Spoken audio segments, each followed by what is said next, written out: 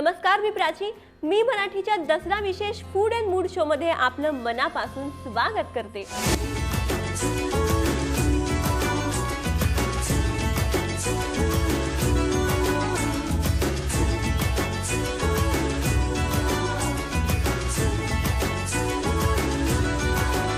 सलग 9 दिवस महिषासुराशी युद्ध करून दशमीच्या दिवशी देवीने महिषासुराचा वध केला आणि म्हणूनच या दिवसाला विजयादशमी असं म्हणतात. विजयादशमीच्या निमित्ताने आज आपण काही खास नैवेद्याच्या इनोव्हेटिव्ह रेसिपी शिकणार आहोत आणि ते बघायला आज आपण आलो आहोत हॉटेल ग्रँड सरोवर प्रीमियर इथं.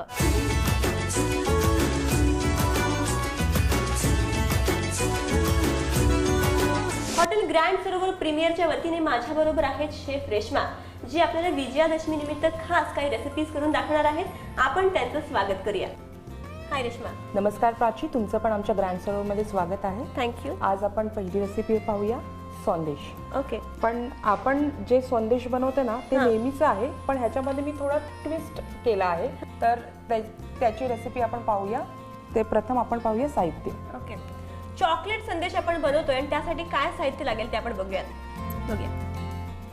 यासाठी आपल्याला लागणार आहे छेना, जो आपण 1 लिटर दूध घेतला आहे. त्याच्यामध्ये लिंबू घालून ते दूध फाडून वगैरे त्याचा ते आपलं रोजचा जो असतो तो छेना आहे. त्याच्यामध्ये साखर आहे. चॉकलेट संदेश बनवणार म्हणून मी घेतली आहे कोको पावडर. ओके. थोडीशी स्वादसाठी वेलची पावडर. ओके. आणि ड्रायफ्रूट, बदाम, पिस्ता. ओके. आणि हे डार्क चॉकलेट. चॉकलेट संदेशसाठी लागणारं साहित्य आपण बघितलं आणि आता आपण वळतोय कृतीकडे.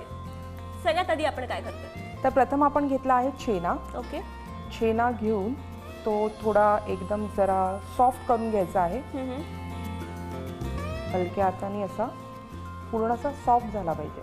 साधारण किती घेतलाय आपण? हा थोडा 50 ग्रॅमच आहे. 50 ग्रॅम छेना घेतला आहे. त्याच्यामध्ये मी टाकणार आहे 1 टेबलस्पून साखर.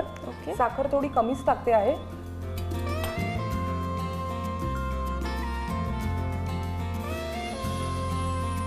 त्याच्यानंतर मी घेणार आहे कोको पावडर, थोडी 1 टीस्पून. हे जे सगळं मिक्सचर आहे हे चांगलं एकजीव करून घ्यायचं आहे. पूर्ण एकजीव झाल्यानंतर त्याला थोडंसं गरम करायचं आहे, कारण त्याच्यामध्ये थोडं पाणी वगैरे असेल ते त्याचं सुकून मिक्सचर ड्राय होईल. मग त्याच्याप्रमाणे तर आपण आता गरम करायला ठेवूया.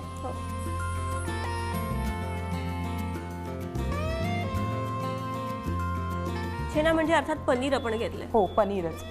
जसं आपण रोज जे पनीर वापरतो. छेना म्हणजे आपण दूध फाडून घेतल्यावर तेही चालेल आणि जे रेडीमेड बाजारात पनीर मिळतं तेही आपण त्याच्यापेक्षा दोन्ही काही आपण घेऊ शकतो त्याच्यामध्ये.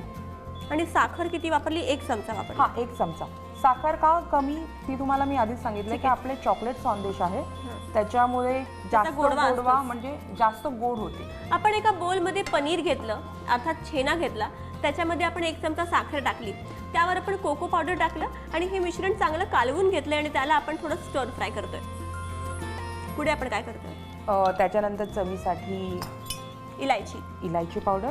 गोड पदार्थ आहे, अर्थात चवीसाठी आपण जायफळ किंवा इलायची वापरतो. आपण इथे इलायची पावडर वापरली आहे. थोडेसे बदामाचे काप आणि थोडेसे पिस्ताचे.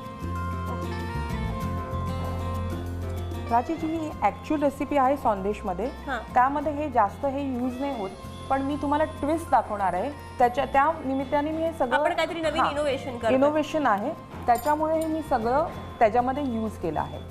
याचं पाणी जरा पूर्णपणे ड्राय झालं आहे तर आपण एका बाउलमध्ये काढून घेऊया.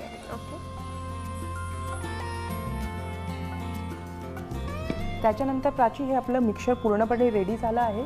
त्यानंतर आपण त्याचे छोटे बॉल्स बनवायचे आहेत. ओके. हव्याच्या आकारात, हव्याच्या साईज मध्ये आपण जसे आपण लाडू बनवतो तसे आपण वळायचे. हे जस्ट असे लाडू बनवले आहेत.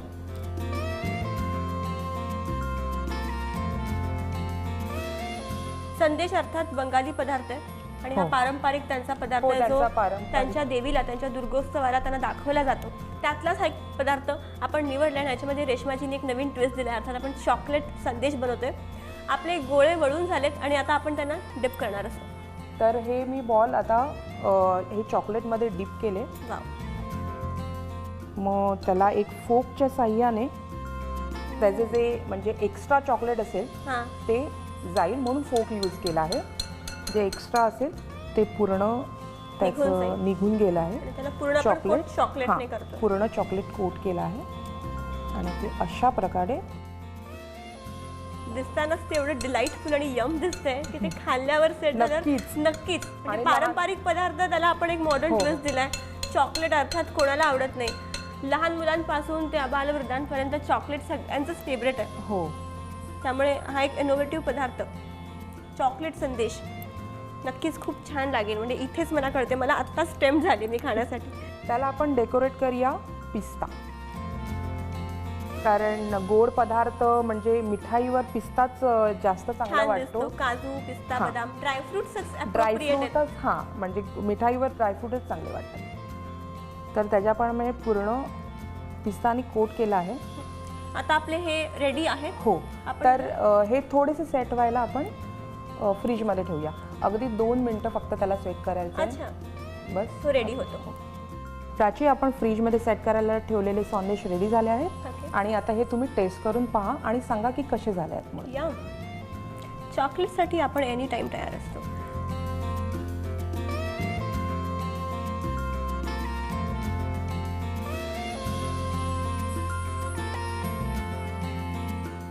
बंगालची पारंपरिक डिश अर्थात संदेश. हा संदेश दुर्गोत्सवाला देवीला अर्पण केला जातो. पण आता या संदेशला आपण आणखीन यम आणि टेम्पटिंग बनवले आणि त्याला बनवले चॉकलेटी. तुम्ही सुद्धा हा चॉकलेट संदेश नक्की घरी ट्राय आउट करा आणि आम्हाला कळवा तो कसा झाला होता.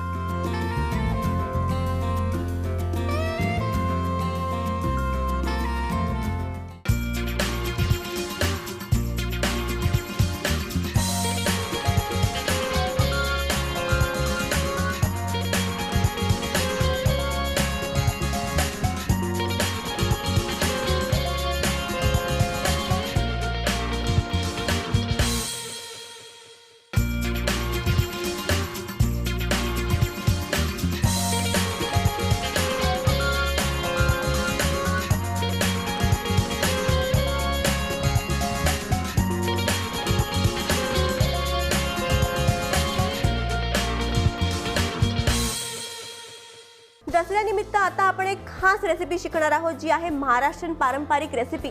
पण या रेसिपीला सुद्धा शेफ रेश्माने एक छानसा ट्विस्ट दिलाय. त्या रेसिपीसाठी काय साहित्य लागतं ते बघूयात.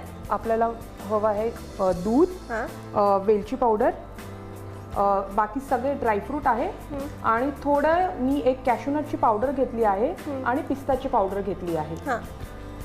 साखर, थोडी साखर आणि हे विशेष म्हणजे एक नवीन पदार्थ आहे तो आहे मिल्कमेड.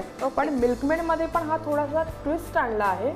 या मिल्कमेड मध्ये मी कसं केलं आहे, हा मिल्कमेडचा डब्बा एका पाण्यामध्ये, उकळत्या पाण्यामध्ये 2 ते 3 तास उकळत ठेवला आहे. त्याच्यामुळे त्याचा रंग आणि चव पूर्णपणे चेंज झाली आहे. जेव्हा आपण त्याच्यामध्ये बासुंदीमध्ये टाकणार त्यामध्ये आपल्या ह्याच्यामध्ये रंग पण मिळणार आणि त्याला वेगळी चव पण येणार. सगळ्यात आधी काय करणार? सगळ्यात आधी आपण घेऊया दूध. ते आपण ऑलरेडी फ्राय पॅन मध्ये आपण दूध गरम करत ठेवलंय, त्याला आपल्याला आटवायचंय. हो, आटवायला जवळजवळ 1 लिटर म्हणजे 1 लिटर मिल्क घेतलं आहे, त्याला आपण अर्धा लिटर करायचंय. बरं. जसं आपण नॉर्मल बासुंदी करतो आहे तशीच बासुंदी आहे, फक्त थोडंसं ट्विस्ट आणलं आहे थोडंसं. त्याच्यामध्ये काही आपल्याला असं वेगळं असं काही नाही. कॅरमेल बासुंदीसाठी आपण कढईमध्ये दूध आटवत ठेवलंय. हव्या त्या कन्सिस्टन्सीमध्ये आपण दूध ह्याला आटवायचंय आणि आता जवळजवळ आपल्याला हव्या त्या कन्सिस्टन्सीमध्ये हे आटलंय. आता आपण पुढे काय करतोय? ह्याच्यानंतर आपण टाकणार आहे ह्याच्यामध्ये कॅरमेल. ओके. प्राची, मी एक तुम्हाला सांगू शकते, म्हणजे अजून एक कॅरमेलचा अर्थ एक म्हणजे सिंपल शब्दामध्ये एक सांगते. साखर आणि पाणी हे मिक्सचर एका ह्याच्याप्रमाणे हीट द्यायची आहे की जेपर्यंत ते गोल्डन ब्राऊन होत नाही त्याला म्हणतात कॅरमेल. ओके. त्या शब्दाला म्हणतात कॅरमेल. अच्छा. तर हे आपण बनवलेलं आहे मिल्कमेडचं कॅरमेल. तर ते आपण टाकूया.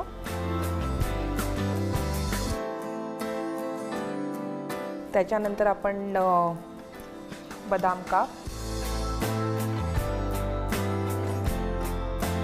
चारोळी, आणि इकडे मी घेतली आहे काजूची पावडर. बासुंदीला थोडासा घट्टपणा येण्यासाठी आपण काजूची पावडर टाकतो.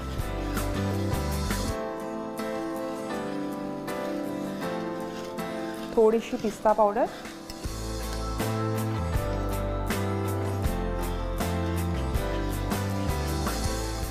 थोडीशी वेलची.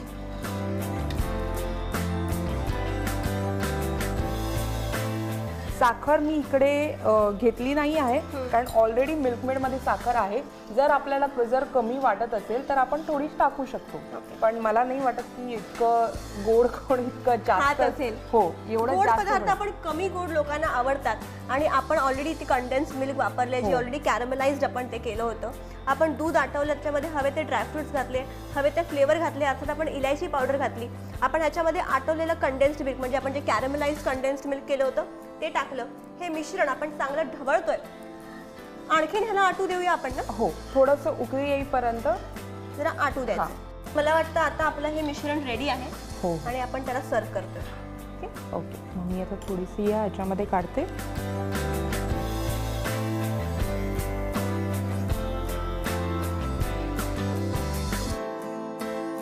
ह्याच्यावर आपण थोडीशी गार्निश करूया.